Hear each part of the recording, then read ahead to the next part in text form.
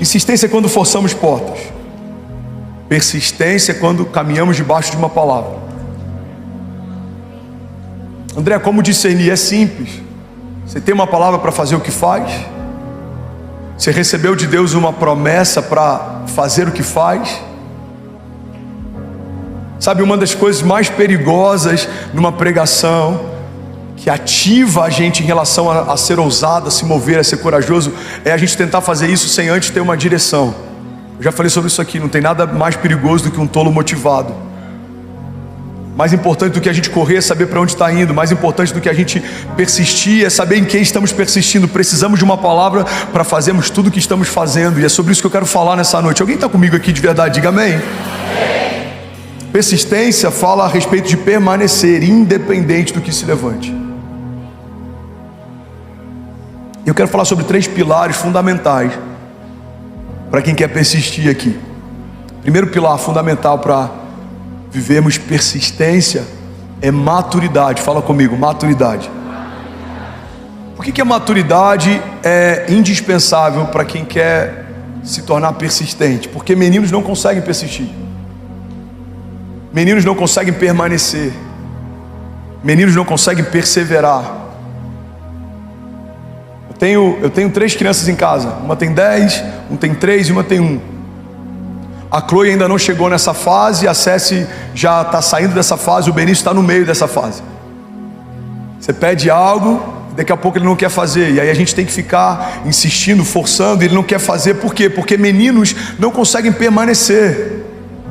Meninos não conseguem perseverar. Meninos não conseguem caminhar debaixo de resiliência.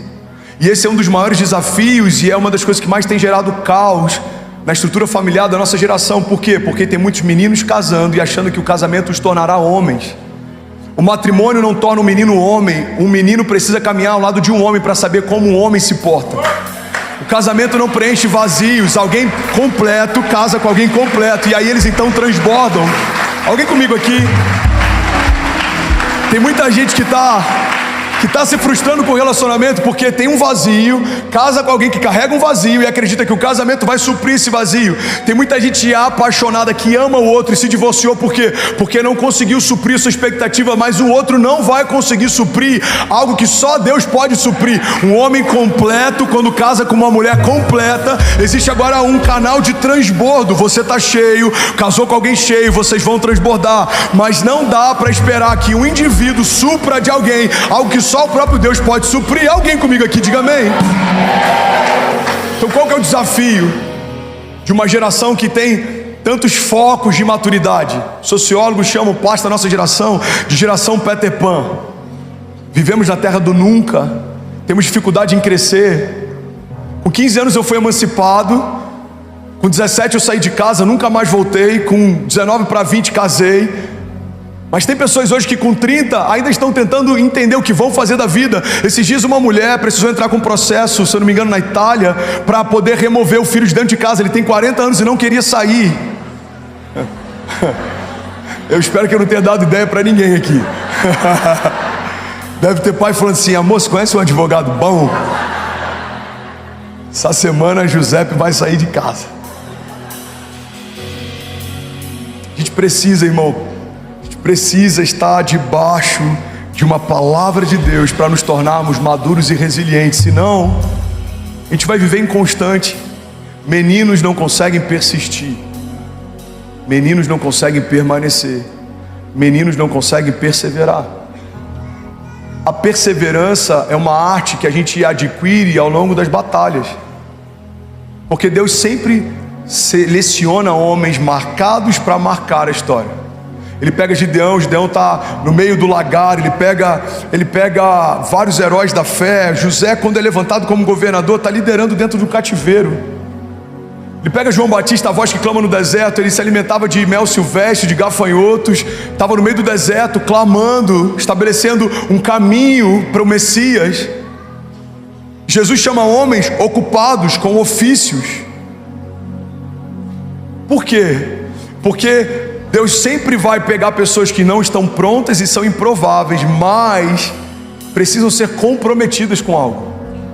Eu não estou pronto para estar onde eu estou, eu não estava pronto para assumir o que o Senhor me fez assumir, mas eu sempre fui comprometido com tudo que Ele me confiou. Quando eu liderava uma célula, um GC, com 15 jovens na garagem da minha casa, aquilo ali tinha de mim, de Kezinha, o mesmo afinco que tem uma igreja com 15 mil pessoas. E esse é um princípio: aquele que é fiel no pouco, sobre o muito será colocado.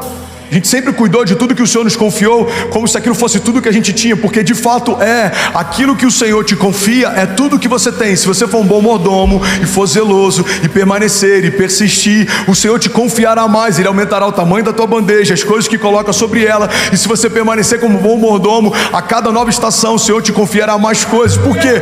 Porque homens governam, meninos não. Meninos fazem o que querem fazer, homens fazem o que têm que fazer. Meninos fazem o que querem fazer, homens fazem o que têm que fazer. A gente viu agora nessa questão entre Palestina e Israel, cidadãos retornando para Israel para poder lutar e defender o seu país.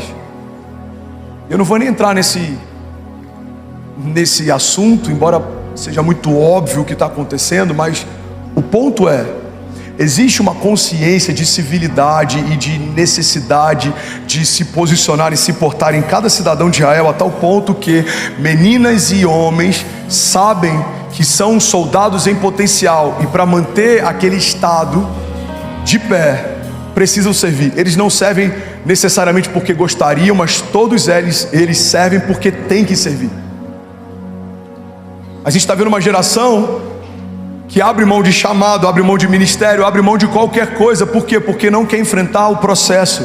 Eu já falei isso aqui, vai ser canal de vida para alguém. Alguém está recebendo algo de Deus aqui nessa noite? Diga amém. Quando você aceita gerar algo, você vai ter que enfrentar obrigatoriamente algum tipo de dor. Ou você vai enfrentar as dores de parto, ou você vai enfrentar as dores do aborto. Tem gente abortando sonhos de Deus, promessas de Deus, abortando casamento, matrimônio, família, promessas. Por quê? Porque o processo dói. Irmão, abortar dói também.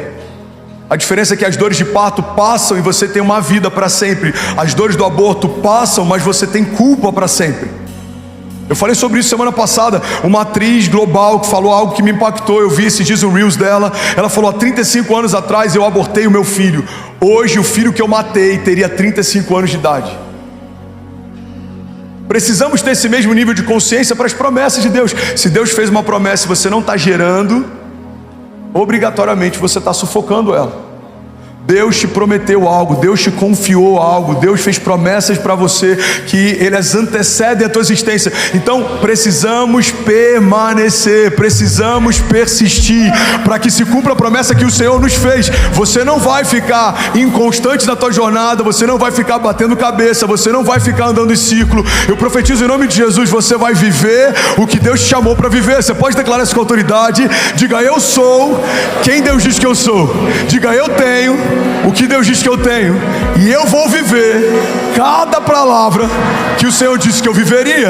Alguém pode celebrar Jesus aqui nessa noite? Aleluia!